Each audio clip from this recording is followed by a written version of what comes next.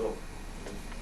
O cabresto se coloca na cabeça do animal, mas o dono fica com a ponta. Né? Não é assim, mais ou menos? Então, muito bem. Então, a ponta do cabresto, no caso dos espíritos, está justamente quando se trata do Filho do Homem. Porque os espíritas ensinam reencarnação, ensinam a lei, quase tudo perfeito no meio do caminho, quase tudo. Então é muito perigoso alguém ver aqui o lugar certo. Essa é a doutrina certa. Esta é a casa de Deus, é aqui que se ensina a lei. Agora, a ponta do cabresto reside no fato de que os líderes espíritas dizem que espírito evoluído não volta na Terra. E daí, quando chega na vez do Filho do Homem, não, ele não pode ser Cristo, porque Cristo não vai voltar na Terra. Os espíritos evoluídos não voltam na Terra. E a pessoa, sem raciocinar, diz, então ele não é Cristo. Só, assim, em vez de ela perguntar para ele, escuta, como é que ele veio há 2000 anos? Quando ele veio, não era evoluído? Entende? Porque diz que o espírito evoluído não reencarna. Então, como é que eu vim há 2000 anos? O ápice da evolução de um espírito, quando ele chega no ápice, ele também aprende as virtudes da generosidade, as virtudes da abnegação, as virtudes da colaboração, da ajuda, do ensinamento, de partilhar. Por exemplo, eu, né? Mas ainda assim nem é o espírito que decide voltar. Ainda assim nem é o espírito que decide voltar lá quando soube evoluído. E sim é um mecanismo da lei que o devolve para cumprir. Nem eu teria voltado aqui na Terra por minha conta. Nem eu não teria voltado. Tá? Nem eu, principalmente nesse século. Nesta época. Então, quer dizer, o ápice da evolução, o mecanismo da lei, quando uma pessoa, quando um espírito já evoluiu, que ele já pode ser útil para outros, então, por causa dele haver atingido o ápice da evolução, ele tem que voltar, não porque quer, e sim porque o mecanismo da lei devolve ele à Terra, e porque ele, sendo evoluído, automaticamente, querendo ou não, já sem livre-arbítrio, ele vai ajudar os outros a evoluir, ajudar os outros a caminhar, a transcender para o plano superior. Porque o espírito é evoluído, o sofrimento na carne do espírito evoluído não tem o mesmo peso e a mesma medida que tem o sofrimento na carne daqueles que não evoluíram. Porque junto com o sofrimento vem logo o dom da compreensão que Deus dá para ele. Então logo ele compreende que ele não está sofrendo para pagar débito karmático. Ele não sofre Por exemplo, um espírito evoluído, quando ele está, digamos, preso. Vai preso. Está lá encarcerado.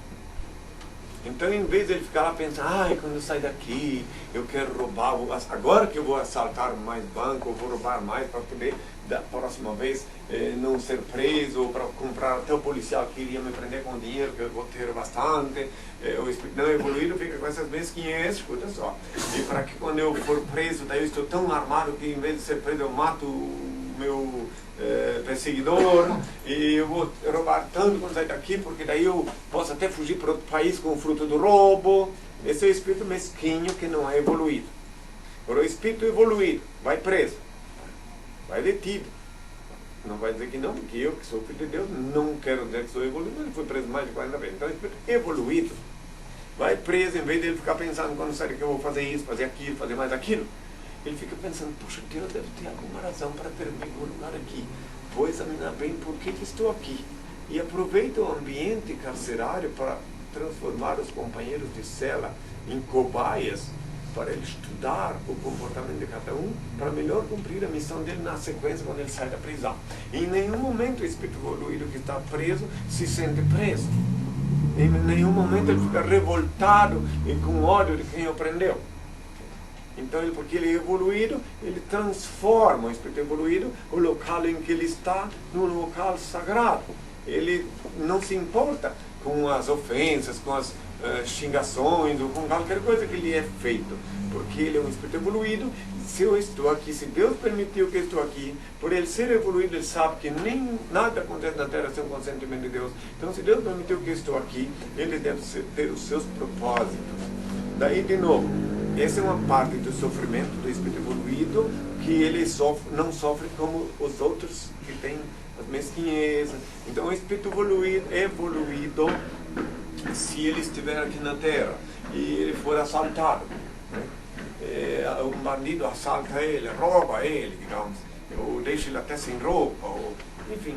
Então, em vez de ficar com ódio do bandido, em vez de ele ficar rogando praga para o bandido, em vez de ele ficar desesperado, de novo ele pensa, puxa, Deus deve ter seus propósitos, por alguma razão ele permitiu que eu passasse por aqui, vou ver qual a lição que eu vou tomar aqui, já que eu estou aqui na Terra, para mais adiante tirar algum proveito em benefício da minha missão que eu estou cumprindo aqui na Terra.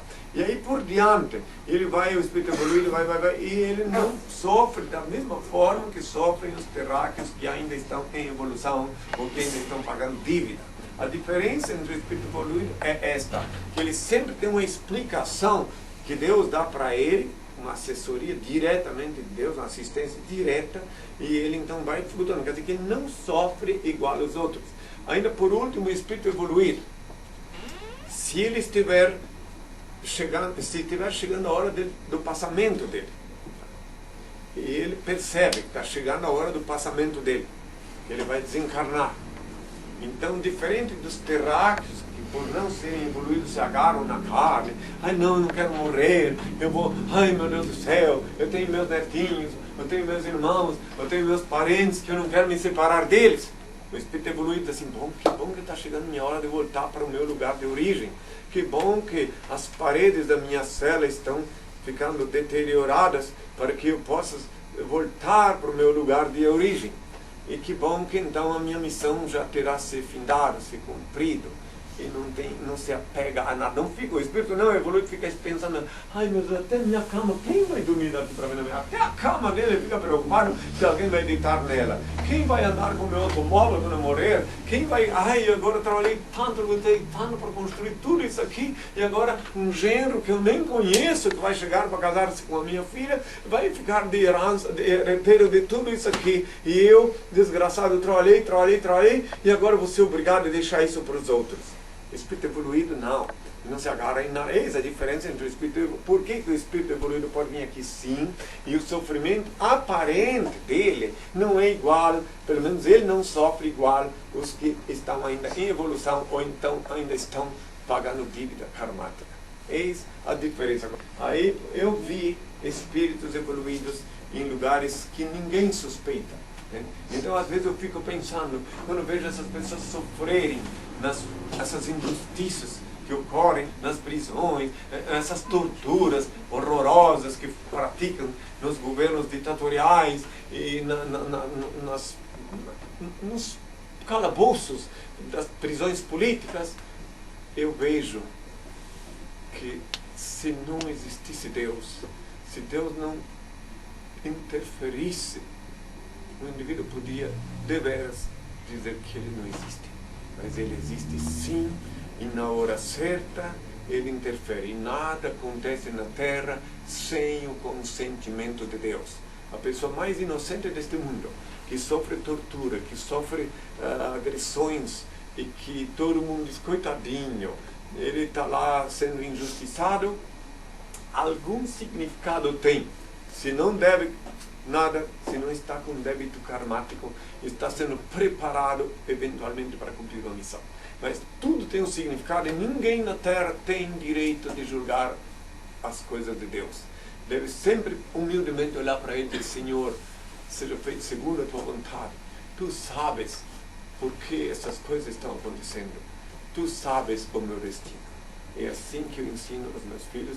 E eu passei por inúmeras provas duríssimas, e agradeço ao meu Pai, Senhor Deus, todos os dias, por todas as dificuldades que atravessei, porque elas me serviram para melhor compreender o gênero humano contemporâneo E, porque eu digo contemporâneo, porque em cada época o povo se comporta diferente, adquire novos vícios, novos costumes, novas maldades, adquire novas façanhas, aprende a fazer novas coisas horrorosas.